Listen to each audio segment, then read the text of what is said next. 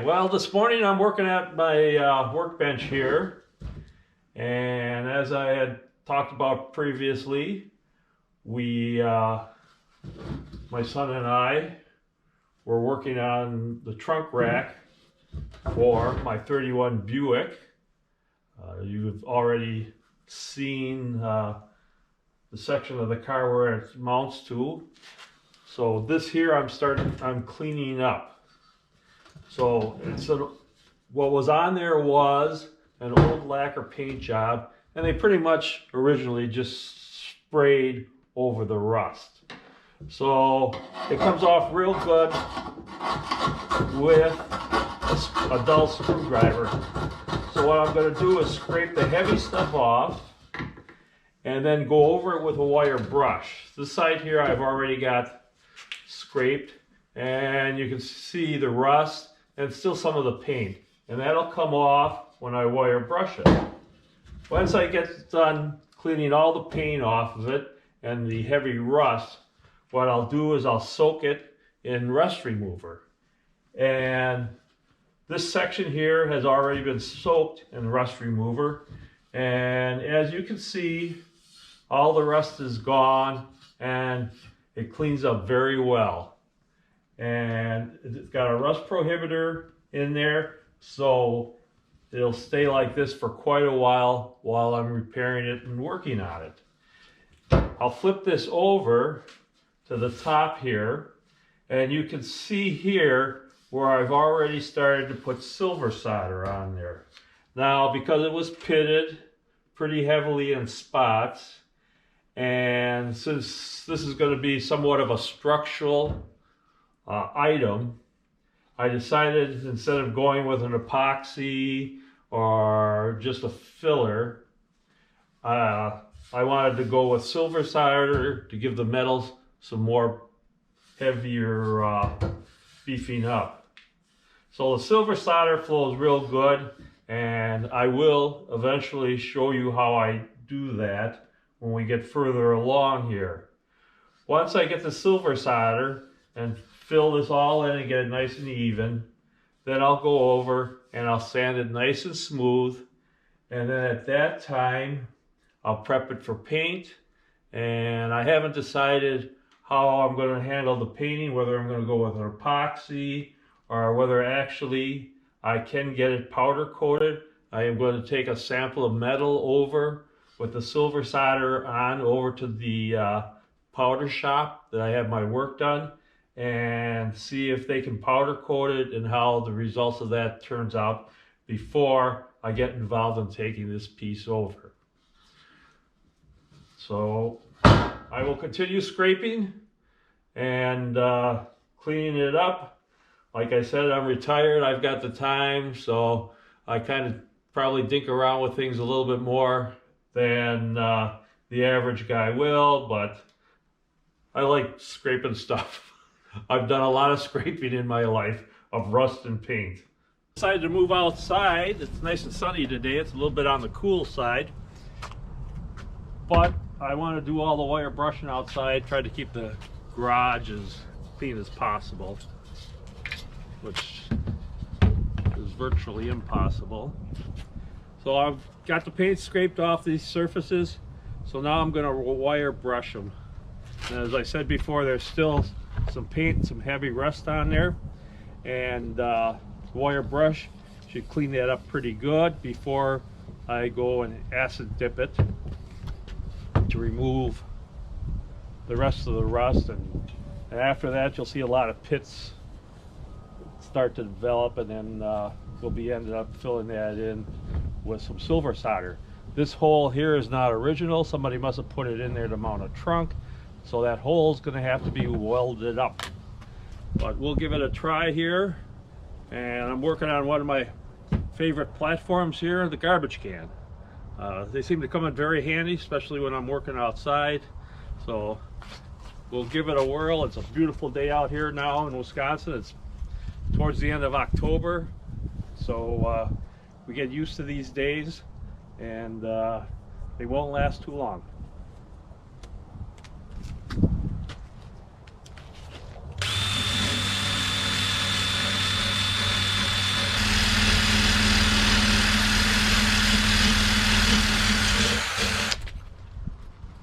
All right, that's probably enough wire brushing just to demonstrate. As you can see, it's cleaned up in some spots where it wasn't heavily pitted. There's still a little bit of paint on here, and you can see where the heavier rust is still on here, and that'll all be taken off once I put it in the rust remover.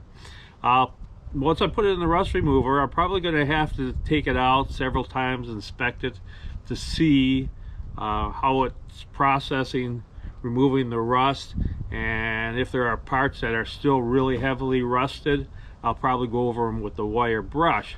Now, as you can see where I have soldered over the top here, it looks a little rough. Well, in the process of figuring out how I was going to fill in the pits, I used several different types of solder, high temperature, and different manufacturers of solder, and some ended up taking better than the other. I finally ended up going with the silver solder because as you can see here, the silver solder levels out very well, and I probably am going to end up, once I get some more silver solder, because I'm out of stock with the silver solder, is that I'm going to go back over these spots and heat it out and try to level it out as close as possible to being straight, so that I have very little sanding to do, and prep after that, and then we'll see how it turns out. So what do you think, Jared? Looking good. Coming along nicely. That's good. I'm glad to have you here on the team, man.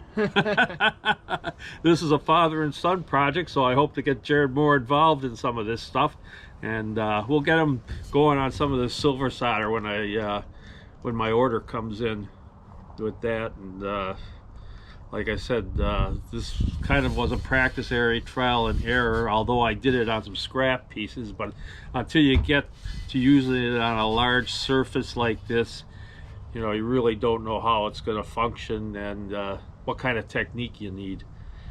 And we're still in the process of working on that. So, okay, I'm back again. I've made a little bit of a progress today. We got all the paint and a lot of heavy rust off my trunk rack. And now I got my tank here where I'm going to put my part in to remove the rust.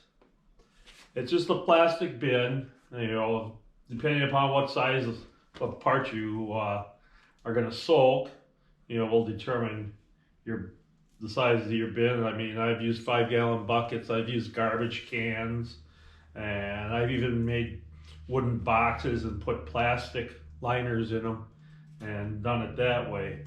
This is what I have right now, and basically, like I said, it's a plastic bin, and then I've got a plastic liner, just regular sheet plastic that I put in there, and then also you can see that I've got wood inside there, so I can adjust the size of the bath of rust remover depending upon the size and dimensions of the part. So when I only had this in here soaking, I only needed it that big. But now I'm going to start soaking the other side of the trunk rack. So I'm going to take out some of these containers. You know, I just put anything in here to take up space, which are a couple of the plastic containers that the rust remover came in. So we got, you know, these boards.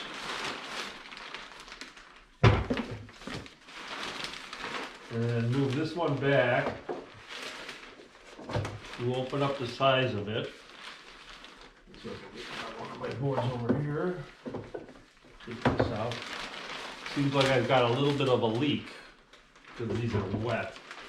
So I don't know what that's all about, but that's why I got the plastic container. Okay, we'll see if it'll fit in there.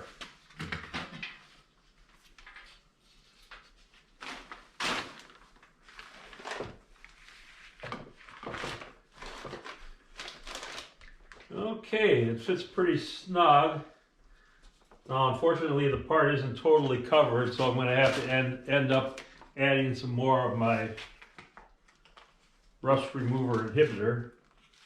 Oh, let me get a pencil here. Whoop, or a sharp finger. And I'll pour some more of that in there.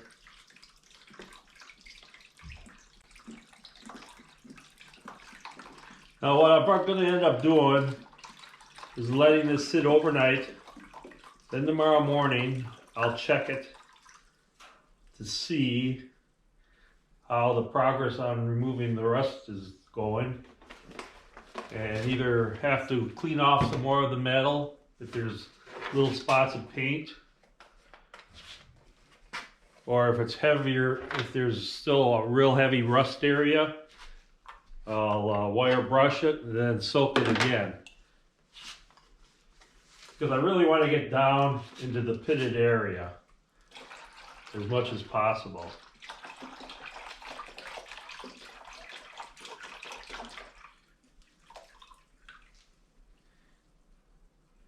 It actually looks like I could almost use another container. But we'll play around with this and see if we can get that whole part covered in the rust remover. Looks like that's about where we're going to be at for right now. So maybe tomorrow morning or later this evening I'll go pick up some more rust remover and let it soak and check it out in the morning. Here we are, back in the garage. It's been a while since we shot any videos because Jared hasn't been around with his camera, and he's my main cameraman. He edits and takes care of everything. I just stand here and talk and work in my garage. This is the trunk rack that I was telling you about that I'm in the process of working on. As you can see here, I silver soldered over the top of the metal after I had cleaned it and prepped it. One thing that I did notice after using the rust remover, it's supposed to be a rust prohibitor, but the flux that I used for silver soldering started to flash rust the bare metal. So I had to go back over and take the rust off about 3 times in order to get it to work in the process of getting the metal clean and then putting the silver solder on, and then over the top of that putting epoxy. So the first thing I did, like I said, is I silver soldered where it was badly pitted. And these 2 areas were the worst because these are in the horizontal on the car. So that's where the water sat, when it rained and stuff like that. And as you can see, some spots it took real good, like right here, it's smoothed out. Other spots I had trouble. I had to fight with it a little bit. And then once I did one side and then went to the other side, I also had trouble with remelting the silver solder on the side that I had already done. So I was using a propane torch, and I think I need a torch where I can control the flame a lot better than that. So I have a small torch that I'm going to set up probably on a acetylene oxygen rig, and it's like a jeweler's torch. So that'll work a lot better, I believe, for that process, and I won't struggle so much. So once I get the silver solder done, because like I said, I have trouble with the rusting right away. I cleaned up the metal, and then the bare metal I put epoxy coating over. And you can see here and here and here, and I still got to do here. I already did the backside last night, and what I'm going to end up doing is getting all the bare metal taken care of. If you can look over here, you can see how the metal is rusting already that I cleaned to bare metal. And that's just in a couple of days like that. So that has been an issue, and it's kind of frustrated me. So, but once I get all the bare metal epoxied, then I'm going to go back and I will file down the silver solder and get it somewhat smooth. And then, as you can see on this section here, go over and epoxy the whole thing. And then from there, I'll clean that up and sand it and smooth it out and get it all ready for paint. But the reason I wanted to go with epoxy is because of the fact that, you know, if you put a trunk on there or if you slide something on there, this will give me a more durable finish so that I don't have to worry about it re-rusting again. Not that it's going to be sitting out in the weather. That doesn't happen around here with my cars. But, you know, I kind of overdo things and try to come up with the best way of doing things, and sometimes I get myself in a rabbit hole where I get more involved than I should, but that's the way I am. And you know, like I said before, I've got the time, so I try different things and see how they work. And it's always nice to have a challenge and develop techniques, like with the silver soldering. You know, I did a lot of brazing and soldering in my former life working, so I'm very familiar with using torches and welding and things like that. So, but this was a bit of a trick, and it just takes time, and I just keep at it, and sooner or later it'll be done, and I'll move on to the next thing, and I'll forget all about this. So that's it for now. Take care. All right, here we are on the trunk rack. Jared's here with me, and we're doing a little filming on my progress. As you can see, this is where I've silver soldered. This was the heavier pitted area. These here weren't pitted so much, so what I'm just going to do is put a layer of epoxy on there and then file this all down. Files work pretty good on this stuff.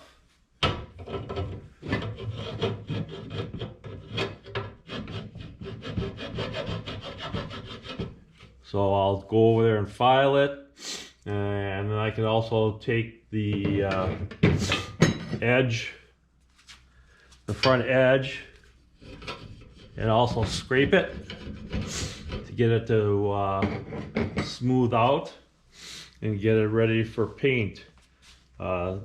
This section here I had already filed down the silver solder and epoxied the whole thing and sanded it down, or filed it down I should say, and put another coat of epoxy over the top of it.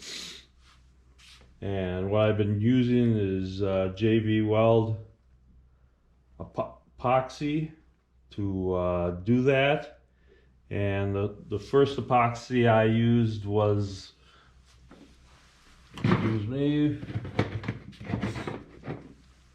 I used this weld epoxy, and as you could tell, it gave it a rougher finish. And the second coat of epoxy that I've used is this clear weld epoxy, which gives it more of a shiny, flatter finish that'll help that helped fill in the low spots, because this flows a lot better than this other epoxy. And I'm going to continue working on it. It takes a lot of time cleaning it up, but hopefully when we get done, it'll be something that's nice and will look good when it's painted. That's it. Awesome.